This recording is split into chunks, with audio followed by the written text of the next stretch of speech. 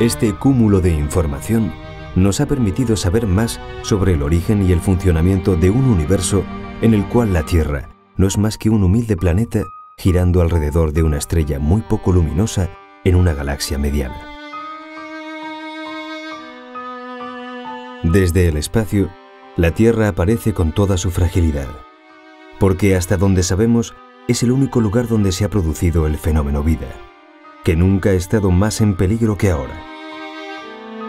Desde el Envisat, el satélite más grande que ha lanzado la Agencia Espacial Europea, se toma el pulso ambiental de la Tierra. El agujero de la capa de ozono es un ejemplo de las batallas que tenemos que ganar en la lucha por el desarrollo sostenible. Enfermedades de nuestro planeta que fueron anunciadas antes de encontrar los síntomas. En 1973, Mario Molina y Sir Good Rowland demostraron que determinados gases, los clorofluorcarbonados, podían ascender hasta la estratosfera y ser descompuestos por las radiaciones solares, dejando libre el cloro que ataca al ozono.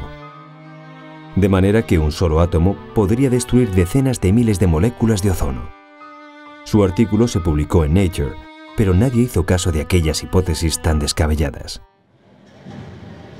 Sin embargo, en 1982, el científico japonés Shigeru Chubachi encontró que la capa de ozono sobre la Antártida era mucho más delgada de lo que se esperaba.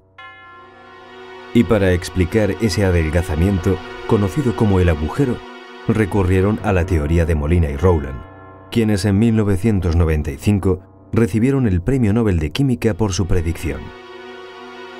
La comunidad internacional, en este caso, procuró atajar el problema y tras varias reuniones infructuosas se firmó un protocolo para reducir las emisiones y eliminar el problema que, sin embargo, seguirá coleando muchos años aún. La evolución previsible en el problema del ozono en principio es optimista porque el protocolo que controla la reducción de esos gases, que son la causa inicial de esa disminución de la capa de ozono, el protocolo de Montreal, es un protocolo que funciona bastante bien. Progresivamente se han reducido las emisiones de este tipo de gases. No estamos viendo todavía una respuesta. Había más optimismo, yo creo, hace unos años en cuanto a la reducción progresiva de la capa de ozono. Los últimos años hemos vuelto a ver cómo ese adelgazamiento, la extensión sobre todo de lo que podríamos llamar agujero, es cada vez mayor. Y por lo tanto, la situación actual a veces podría parecer optimista y a veces pesimista, pero a medio plazo la situación consideramos en la comunidad científica que es una situación optimista y está en vías de solución. Un ejemplo parecido es el caso del mecanismo de la lluvia ácida, que fue predicho por el químico inglés Robert Angus en 1872. A mediados del siglo XX se detectaron los primeros síntomas en Bélgica, Inglaterra y Alemania. Durante mucho tiempo las medidas tomadas para evitar los efectos de este fenómeno fueron escasas, ya que los procesos industriales implicados se consideraban básicos.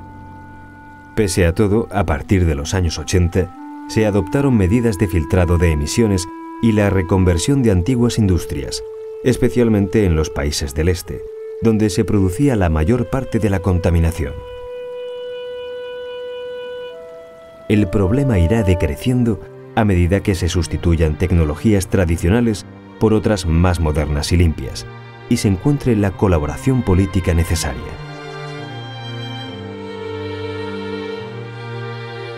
Biodiversidad, erosión, pérdida de la cubierta vegetal, cambio climático, residuos peligrosos, agricultura industrial. Son muchos los problemas ambientales, pero algunos estrangulan las soluciones de otros. No podemos continuar vertiendo a la atmósfera del planeta Tierra, a la atmósfera de nuestro planeta, unas perturbaciones tan extraordinarias por la energía que consumimos. Hoy en día, la energía que vertemos al propio medio ambiente de nuestro planeta es equivalente casi a la energía que realmente está involucrada en mantener la atmósfera de nuestro planeta de forma estable. Eso es extraordinariamente delicado, porque estamos llegando muy cerca de un fenómeno en el que el fenómeno en sí mismo es equivalente a la perturbación, entre comillas, que le damos. Esto tiene como consecuencia, o puede tener como consecuencia, que una de esas grandes perturbaciones, que de perturbaciones ya no tienen nada, desestabilicen completamente la atmósfera, desestabilicen completamente a nuestro planeta y hagan que se produzca una situación irrecuperable, bien de enfriamiento nuclear, que se le llama así por una teoría acerca de lo que se llama un invierno nuclear, o de un calentamiento venusiano. Hoy sigue siendo objeto de un estudio teórico la creación de modelos matemáticos que expliquen el complejo comportamiento de todos los factores que intervienen en el clima terrestre. Y para conseguirlo, se necesita una continua observación de los elementos que lo componen. El Panel Intergubernamental sobre Cambio Climático es el organismo científico que intenta poner orden en el caos que anuncian las predicciones medioambientales. Los modelos que se manejan apuntan a un cambio sustancial del clima de consecuencias aún difíciles de precisar, pero muy probablemente de carácter catastrófico para muchas regiones del planeta. Las energías renovables son, sin duda, parte de la solución a este problema. Queda mucho por hacer, queda mucho por investigar, pero si no tomamos ese camino, estaremos andando por un atajo hacia el precipicio. Tenemos en perspectiva solamente dos puertas delante de nosotros.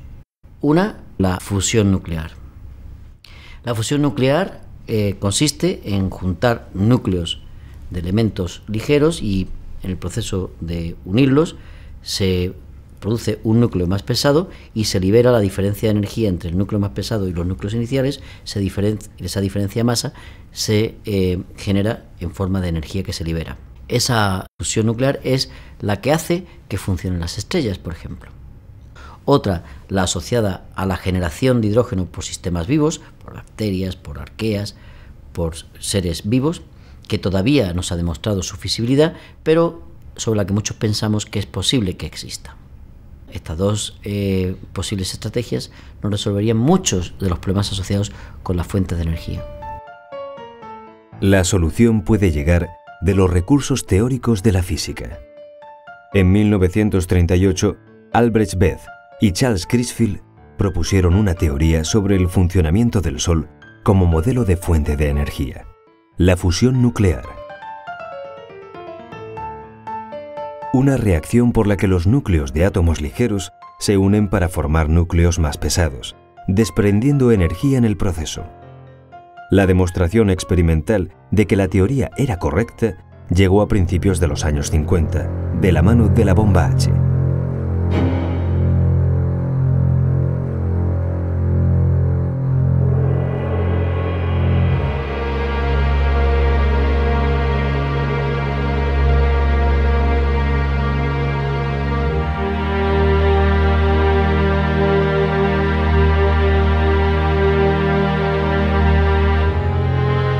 Pero domesticar esta reacción y convertirla en fuente aprovechable de energía es muy complicado, ya que los núcleos de hidrógeno tienen carga eléctrica positiva y las cargas del mismo signo se repelen, de forma que para conseguir romper esta repulsión electrostática es necesario comprimir los núcleos a presiones gigantescas y calentarlos hasta temperaturas superiores a 100 millones de grados durante al menos 2 segundos.